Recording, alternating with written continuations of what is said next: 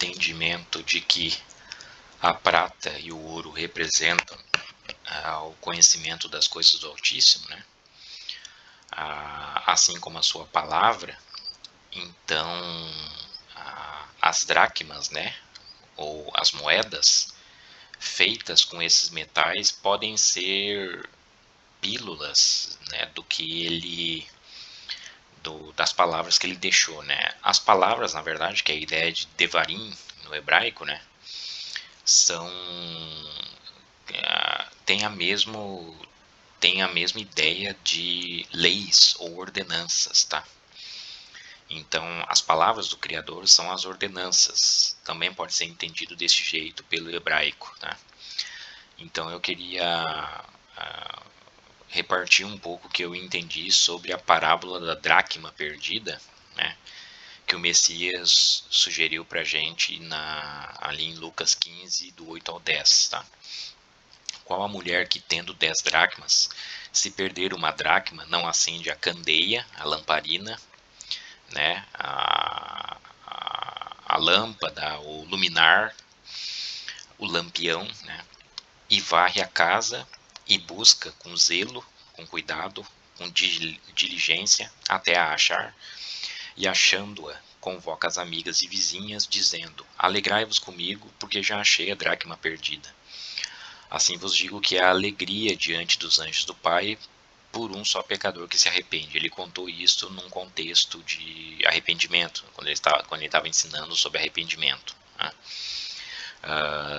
Então, a gente tendo entendido que a prata, assim como o ouro, e o bronze também, de certa forma, se eles têm esse valor por representar um entendimento raro sobre a Terra, né, que não é a vala comum, né, mas que é raro e é escasso, as dracmas podem ser compreendidas como porções desse entendimento, né?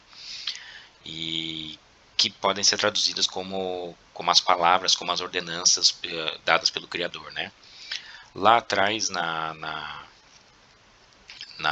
antiga aliança, né, foi estabelecido pela lei um imposto para que se mantivesse o tabernáculo de peles, né, que é o Mishkan. E esse imposto eram 10 moedas, tá? Fazendo um paralelo já espiritual com as 10 ordenanças, as 10 palavras, né, as 10 devarim dadas pelo Criador no Sinai, tá? Ou seja, tu tinha que pagar, né, essas dracmas, essas moedas, né,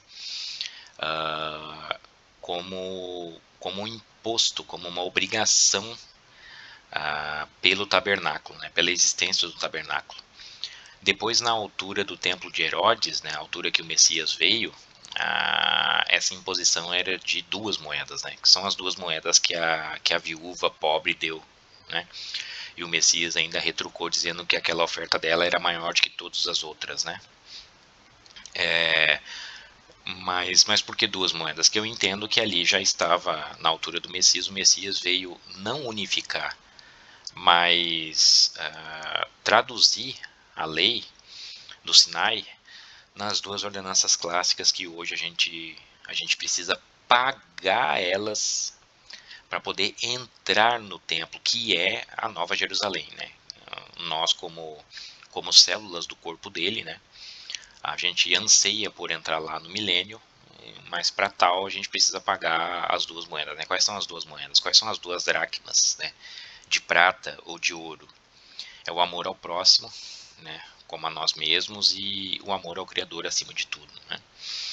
Nisso se resume os profetas e a lei. Portanto, nessas 2 dracmas, né, se resumem as 10 lá do passado, tá? A mulher está bem claro que somos nós, né, a tenda, a criatura, né? Então, o nosso próprio corpo, o nosso próprio templo, né, pode ser entendido como a casa, a nossa própria casa, né? Então, varrer a casa é se autoexaminar e se arrepender, né? Retirar as imundícias do nosso templo como corpo, né? E a mulher, de uma maneira geral, como a humanidade, né? Como uma criatura que que tinha as dracmas, né?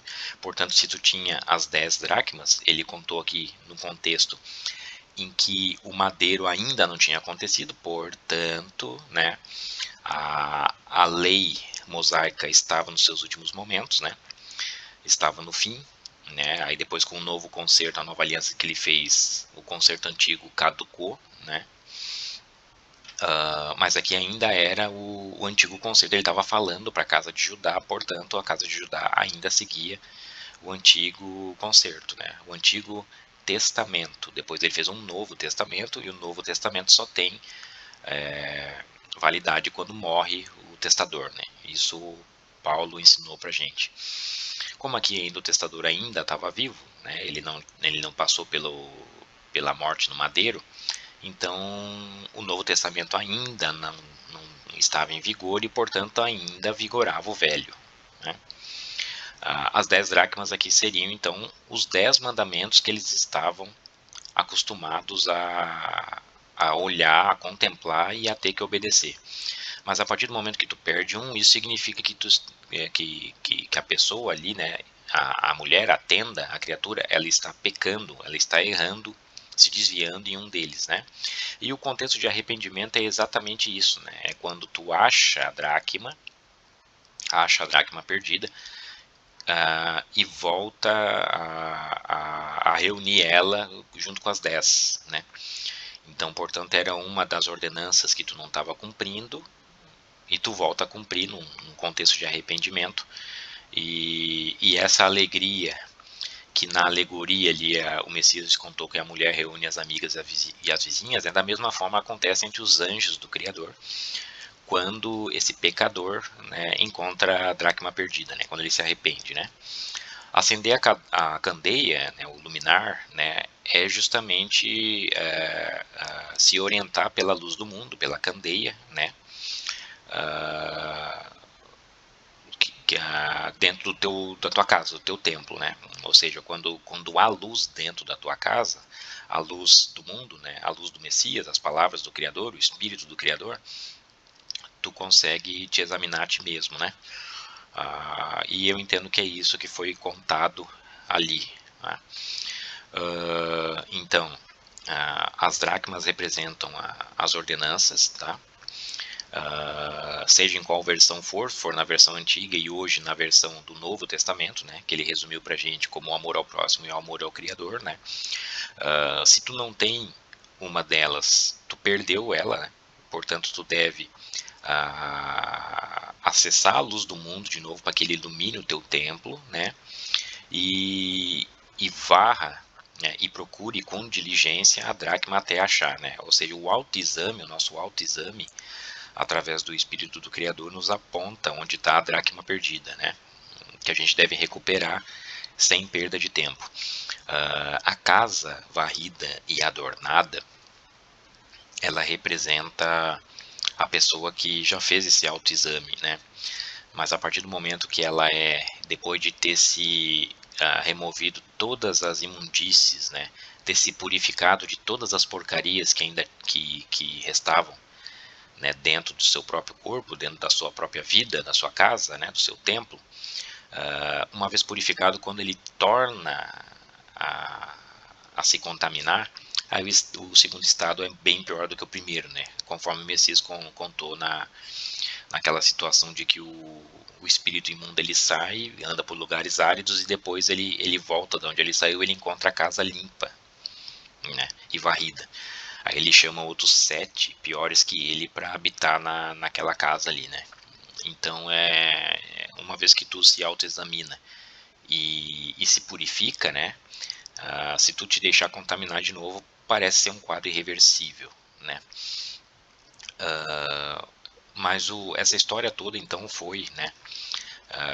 Contada num contexto de arrependimento, né? Quando a gente deixa de seguir uma das ordenanças e a gente passa a se autoexaminar, guiado pela luz do próprio Criador, pela própria palavra do Criador que teve aqui na Terra falando com a gente, né? E se arrepende e identifica aquela dracma que perdeu e recolhe ela de novo na totalidade, né? Isso é a ideia clara de arrependimento. A ideia do arrependimento, ela é clara nos antigos hebreus lá, com a ideia de que a Torá representava uma viagem, né? A Torá encarada como uma viagem, e é como se fosse um tour, uma trip por algum lugar em que tu recebe instruções do guia ou de um cicerone, né, para seguir a viagem com segurança, né? Então, a Torá é essa viagem, é esse caminho aqui que nos leva até a justiça, né? Essa era uma ideia muito comum, a hebraica, tá? Que por algumas distorções, para variar, né, já que o profeta Joel denunciou, que o Criador denunciou, né, através do profeta Joel, o povo de que eles tinham aberto mão da herança e tinham deixado a herança ser profanada pelos gregos, né? Então hoje a gente tem tudo quanto é contaminação de parte greco-romana no ensinamento simples, na verdade, que é a Torá, né? Então a Torá é encarnada como uma viagem, né? E hoje o que eles botaram o nome de um ídolo chamado fé é o que eles entendiam por emuná, que é a firmeza nas ações na direção da Torá, né? A tua convicção e consistência no caminho da Torá é que é traduzida por emuná, né? Que depois é que chamaram de fé, né? As orientações para seguir a viagem pelo caminho da Torá são chamadas de mitzvah, né? E no plural mitzvot, que são o que foi traduzido depois como ordenança, como mandamento, né? Aqui estão as moedas, as dracmas, tá? Seja de prata, seja de ouro, né? O tzadik é viajar o caminho. Aquele que viaja por esse caminho pode ser encarado como justo, como tzadik, né? O termo de tzedakah, que é a justiça no sentido de caridade, né? Que depois também foi traduzido como dízimo, né? Ele está aqui, tá? Ele vem dessa raiz aqui, ou seja, aquele que segue o caminho da justiça, da Torá, da lei, tá? Que segue o caminho bom da viagem, tá? Então veja que a esmola e a caridade estão intimamente ligadas a esse caminho aqui, né? Eles adjetivam, vamos dizer assim, esse caminho, tá? Mas acontece que a gente, como Nefesh, né? A Nefesh é uma ideia de uma entidade, de um ser, de uma alma, não só aplicada a nós homens, tá? Porque os querubins, né, os mensageiros, eles também estarão sujeitos e estão sujeitos a esse mesmo julgamento aqui. Eles também estão sujeitos a esse mesmo julgamento, certo? Assim como nós. Então aqui não pode ser chamado apenas de uma alma humana, né, ou de um ser humano, mas de uma coisa maior que isso, tá? Como a gente está aqui entre o bem e o mal, então o Messias veio nos resgatar exatamente desse caminho aqui, que é o chamado de Shatar, né, que é o desvio do caminho, que aqui foi chamado pelas religiões de pecado, né? O que é o pecado? O pecado é quando tu desvia do alvo, né? Prosseguir para o alvo é o intuito da Torá, né? Quando se desvia do alvo, seria o que eles entendem por shatar, né? Que é o desvio, e aqui foi traduzido como pecado, né?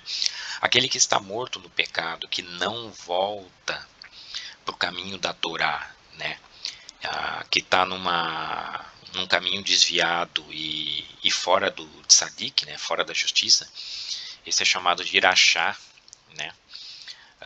Aquela ideia do uraká que o Messias disse lá, que a gente não pode chamar o irmão nosso assim, porque de certa forma a gente estaria proferindo um juízo já definitivo sobre ele, e isso não é verdade, né? Todo mundo que se desvia do caminho, ou seja, peca, e está fora do caminho de justiça, ele ainda tem a chance, né? A chance do arrependimento. E é o arrependimento aqui é a chave da parábola das dracmas perdidas, que é o shuv, né? O termo voltar para o caminho, o termo retornar ao caminho, o termo de arrependimento, de onde vem techuvá, né? Que hoje é muito comentado aí sobre as pessoas lá judaicas e o pessoal que fala hebraico, né? Então esse techuvá, esse retorno ao caminho, o arrependimento, né, é o que te tira do caminho da justiça e volta para o caminho da Torá, né? Então esse contexto aqui, a Torá é a viagem, é a lei, é a ordenança do Criador, tá? Esse contexto aqui do Shuv, né, que ele está falando, na verdade é que é uma ideia bem simples, né, que as religiões conseguiram deixarem mais complexas, né? O Criador não é de confusão, né? Ele é de simplicidade. E então a ideia das dracmas ela reflete isso aí, né? As moedas, né? Que aqui seria nesse gráfico aqui poderia ser entendido como mitzvah, né? Perdeu uma, tu precisa fazer com que aquela perdida ou aquelas perdidas, né? Retornem para o caminho, né? Essa que é a ideia da história que ele contou ali.